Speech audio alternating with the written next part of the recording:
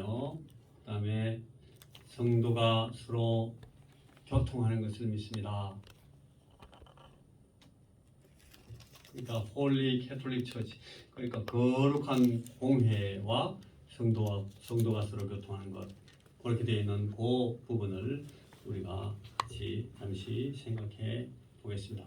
여러분 가지신 그 유인물의 뒤쪽을 보시면 뒤편에 하이델베르그 신앙고백서 제 55문과 그 단문이 나와 있습니다. 같이 한번 읽어보겠습니다. 하이델베르그 신앙고백서 제 55문. 자, 문 시작. 성도가 서로 교통하는 것은 무슨 뜻입니까? 자, 답입니다. 답. 먼저 믿는 사람들은 모두 또 저마다 그리스도의 지체로서 그리스도와 교제하고 그리스도의 모든 보화와 은사에 참여한다는 것입니다. 그리고 둘째는 각 지체가 다른 지체의 유익과 구원을 위해 자기가 받은 은사를 선뜻 그리고 즐거이 써야 한다는 것입니다. 자, 이 성도가 서로 교통하는 것은 두 단계가 있습니다. 저나 여러분 우리 다 성도들이 첫째로 성도와 교통한다 할 때 그 첫 번째 국면은 우리가 그리스도에게 참여함으로 그리스도와 교제하는 것입니다.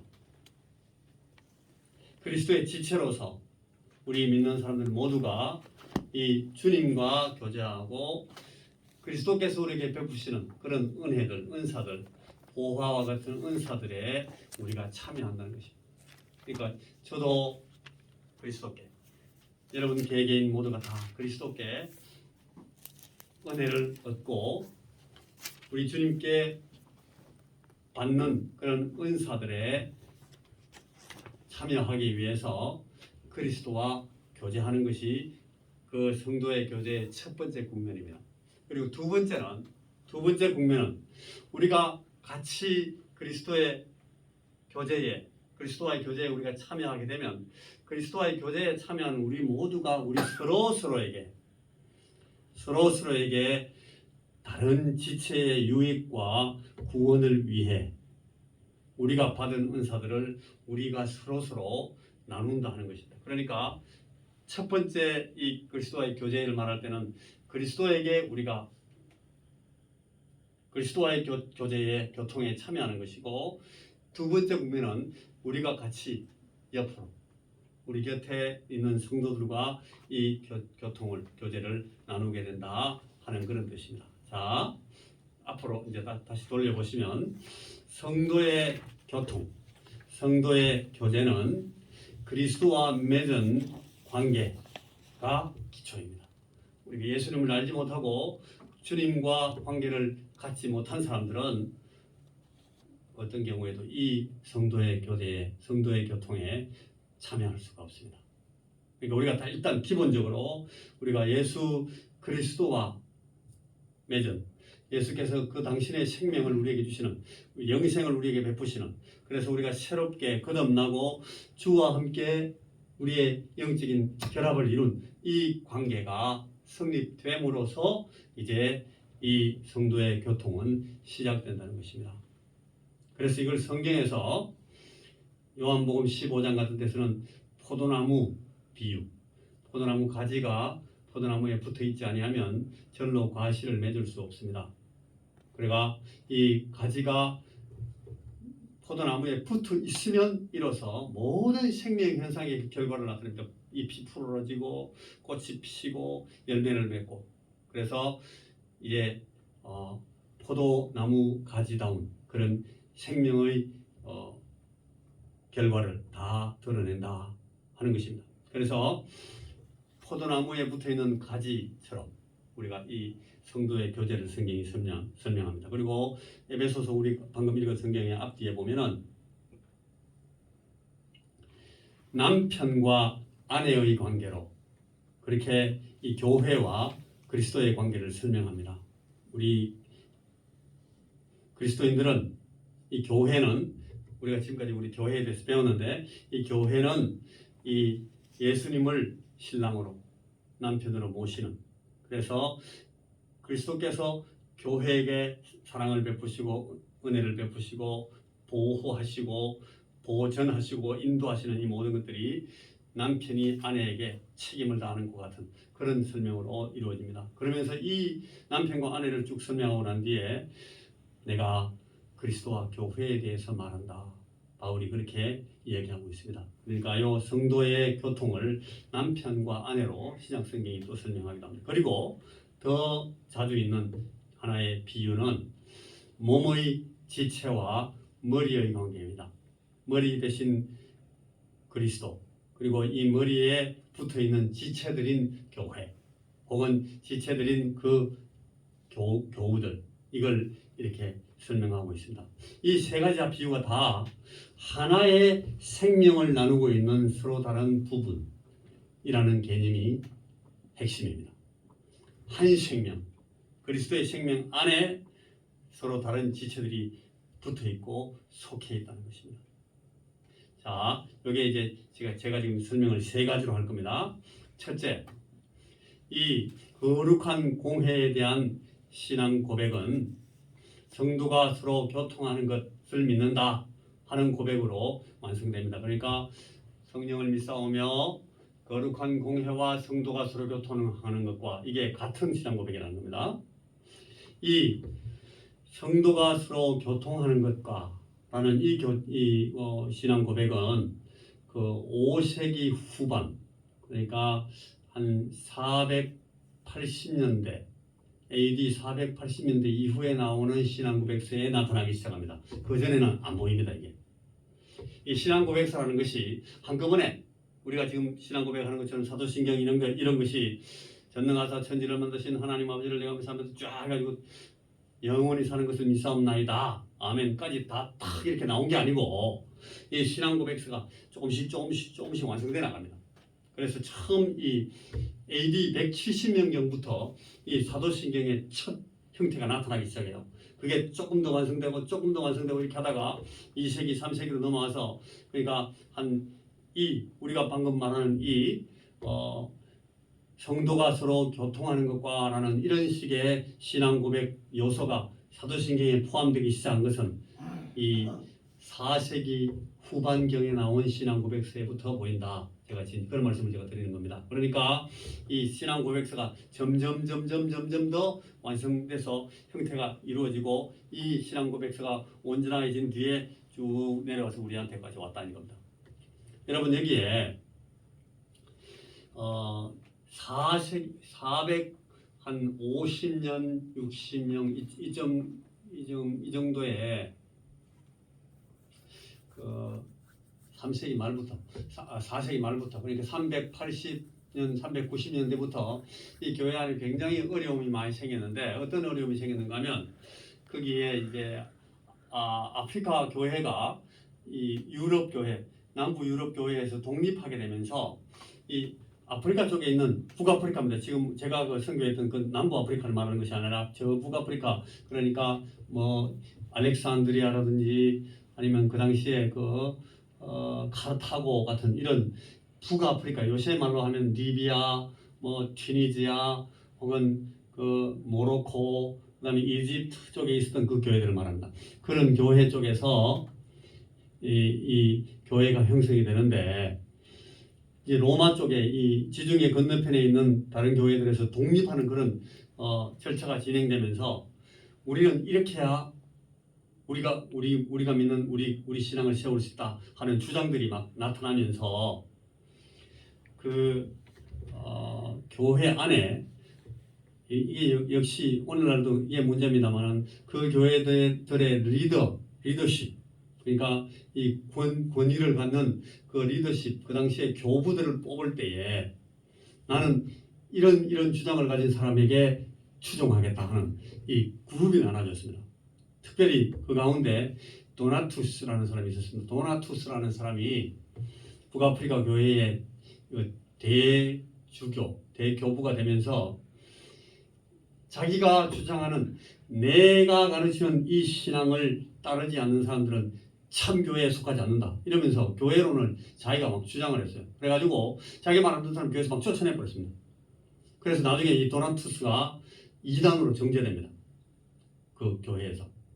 여러분이 이단으로 정죄될 때마다 항상 신앙 고백서들이 나왔습니다. 왜냐하면 저런 이단에서 우리 교회를 보호하기 위해서 이런 신앙을 우리가 가져야 된다. 이것이 우리의 신앙 고백이다. 이렇게 정리를 할 필요가 있기 때문에 성경을 해석하는 것도 우리가 저 이단처럼 이 성경을 이렇게 보면 안 되고 우리가 보는 이 성경은 이렇다라고 이렇게 신앙 고백서를 자꾸 내게 되는데요.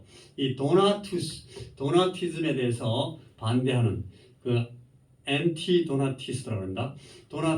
도나티즘을 제일 반대하는 그 선두에 서 있던 사람이 여러분 잘 아시는 그 성 어거스틴이라는 분입니다.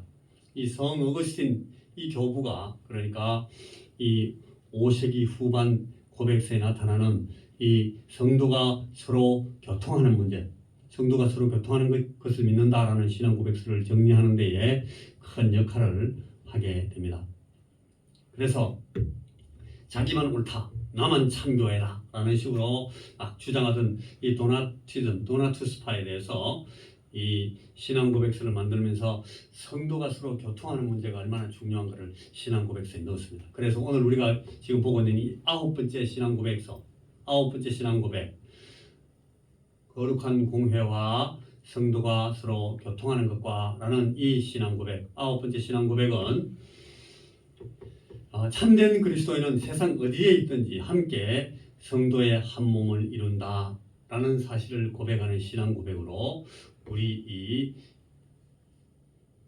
전통적인 세계 신앙 고백 이 사도신경에 들어오게 되었다 하는 것입니다.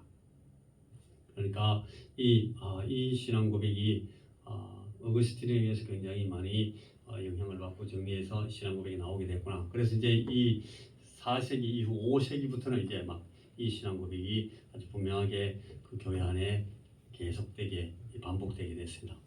자, 근데 요 신앙 고백이 고백하고 있는 그 요소가 제일 중요한 핵심이 이겁니다. 그리스도와의 신비한 연합.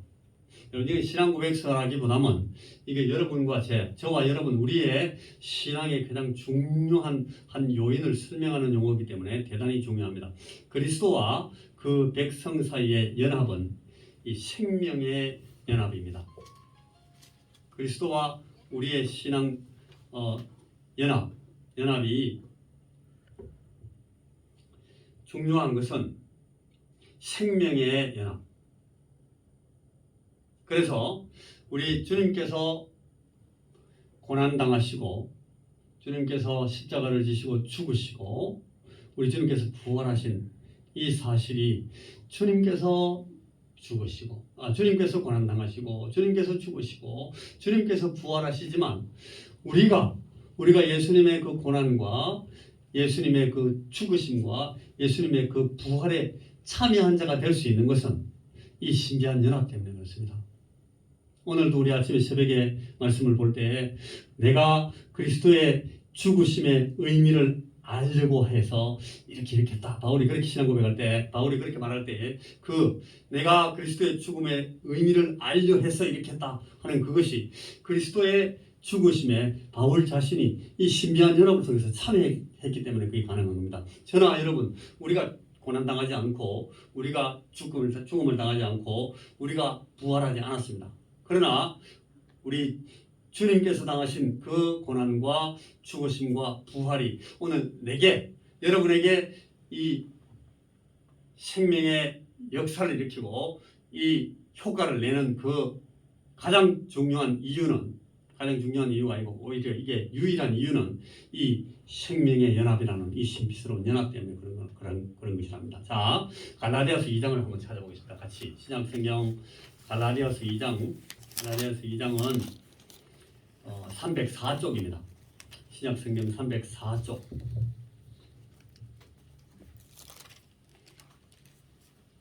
304쪽에서 이 그리스도와 그 백성 사이의 신비한 연합을, 생명의 연합을 어떻게 설명하는지를 20절 한번 같이 보겠습니다. 내가부터 시작.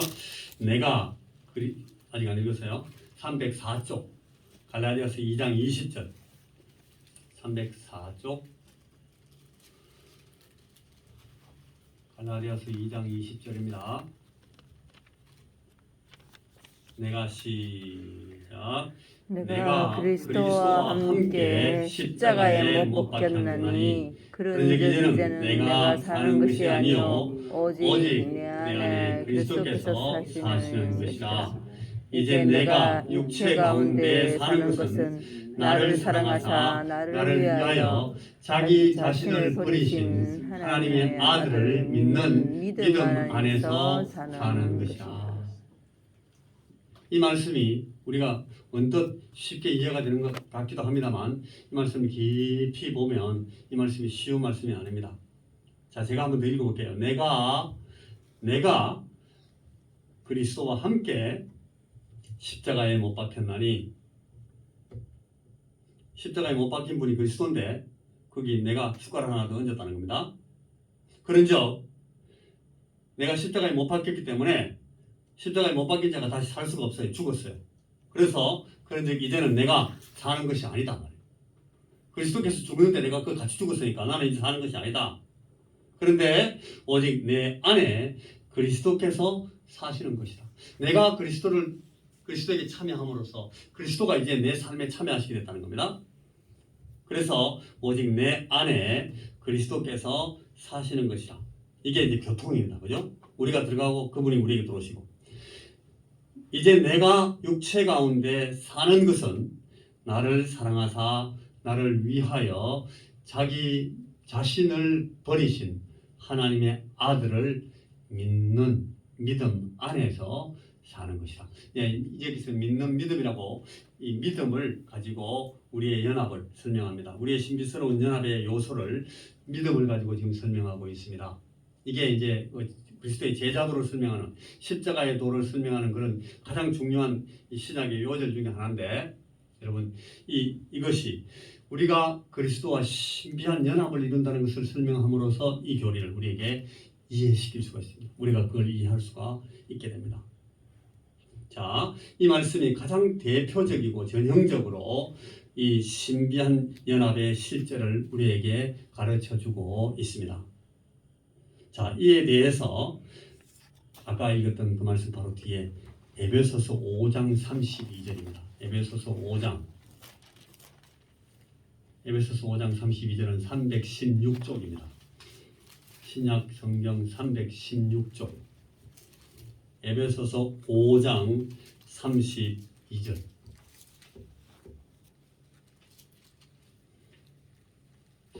말씀은 그 앞에 그러므로 사람이 부모를 떠나 그의 아내와 함께 합하여 그 둘이 한 육체가 될지니, 그러니까 결혼에 대해서 설명하고, 그 위에는 29절 보면 누구든지 언제나 자기 육체를 미워하지 않고 오직 양육하여 보호하기를 그리스도께서 교회에게 함과 같이 한다. 자기 몸을 사랑하는 것. 그리고 그 앞에는 이 남편들이 아내에게 어떻게 해야 될 것인지를, 우리가 남편이고 또 우리가 아내들입니다. 그런데 우리는 불행하게도 자주 남편답지 못하게 할 때가 있어요. 남편과 아내를 사랑해야 되는데 사랑하지 않고 막 함부로 막 하고, 아내도 남편에게 이 말씀들을 잘하지 못하고 남편에게 함부로 하는 아내는 없습니까? 있습니까? 잘 없습니까? 하여간 그래가지고 이 말씀들을 잘 안 하는 수가 있어요. 그런데 이 원래는 이렇게 하여야 되지 않느냐. 자, 이와 같이 남편들도 자기 아내 사랑하기를 자기 자신과 같이 할지니 자기 아내를 사랑하는 자는 자기를 사랑하는 것이라. 누구든지 언제나 자기 육체를 미워하지 않고 오직 양육하여 보호하기를 그리스도께서 교회에 함과 같이 하나니 해가지고 교회와 그리스도를 설명하는 것, 이것으로 설명하고, 우리는 그 몸의 지체임이라.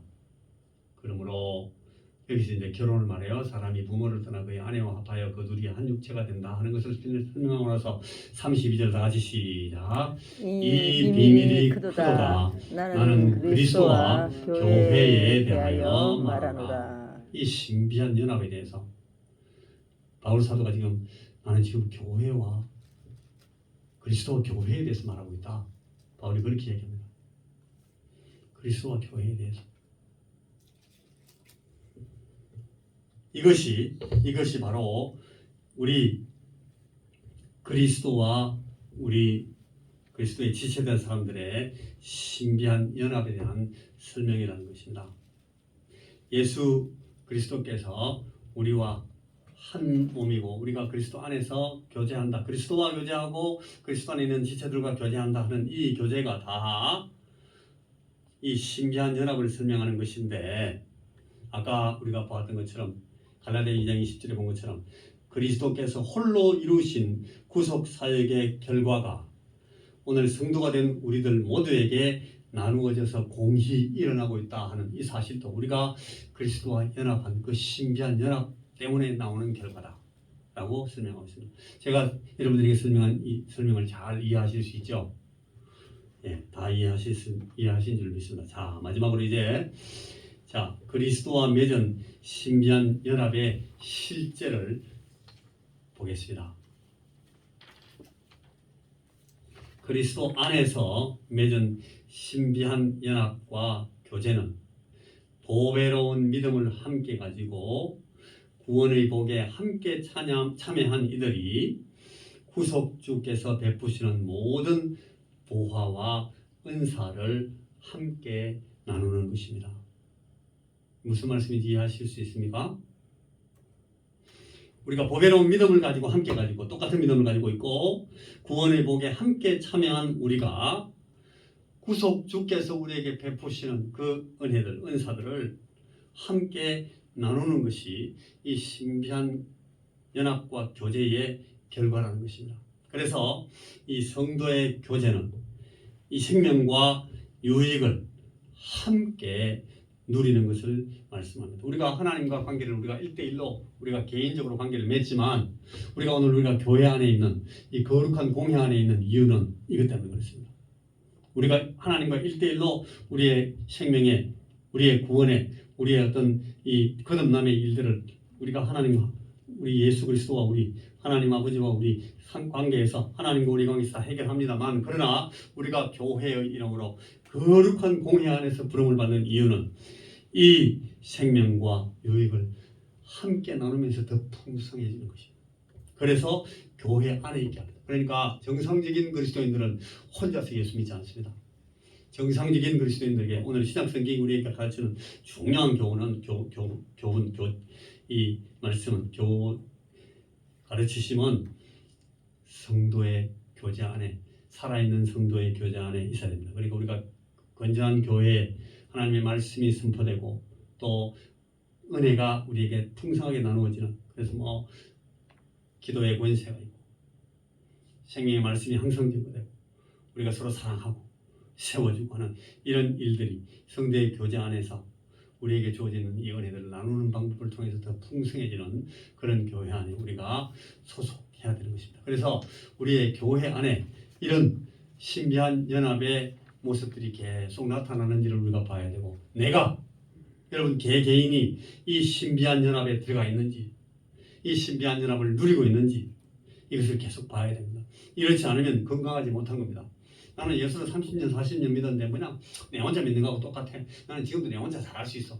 그거는 아직 아닌 겁니다. 이 말씀 앞에 제대로 있지 못한 것이고, 거룩한 공예와 성도가 서로 교통하는 것과라고 신앙 고백하는 그런 신앙 고백을 바로 하고 있는 것이 아닙니다. 우리 스스로를 잘 보셔야 돼요. 내가 진정 신비한 그리스도와의 연합 안에 들어가 있으면 그 그리스도의 신비한 연합 안에 들어와 있는 우리 다른 지체들과도 계속해서 우리 아버지 하나님께서 우리에게 주신 그 보화와 같은 은혜들, 은사들을 계속 나누는 상황 안에 있어야 된다 하는 것입니다. 이것이 오늘 우리가 거룩한 공회를 믿습니다 라고 신앙 고백하고, 또 성도가 서로 교통하는 것을 믿습니다 라고 신앙 고백하는 사람들의 신앙의 모습이고, 신앙의 상황이고, 신앙의 실제고, 신앙의 현실입니다. 이것이 오늘 우리 21세기 원성교회 안에, 우리 원성교회 안에 있는 우리 교제 안에서 계속해서 나누어지고 있어야 되고, 저와 여러분들 사이사이에 이 거룩한 신비한 연합의 교제가 계속 일어나고 있어야 된다 하는 말씀이 오늘 우리에게 주어져 있는 주님께서 우리에게 주신 말씀입니다. 다 같이 기도하겠습니다.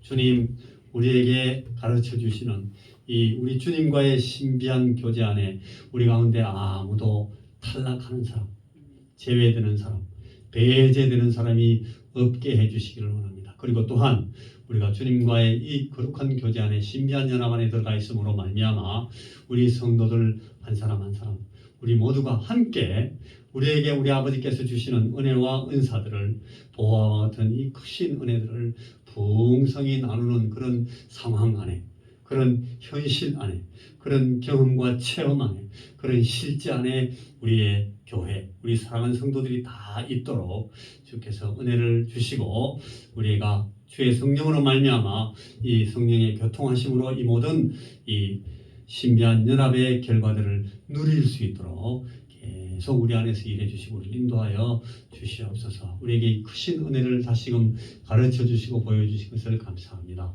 예수님 이름으로 기도하옵나이다. 아멘.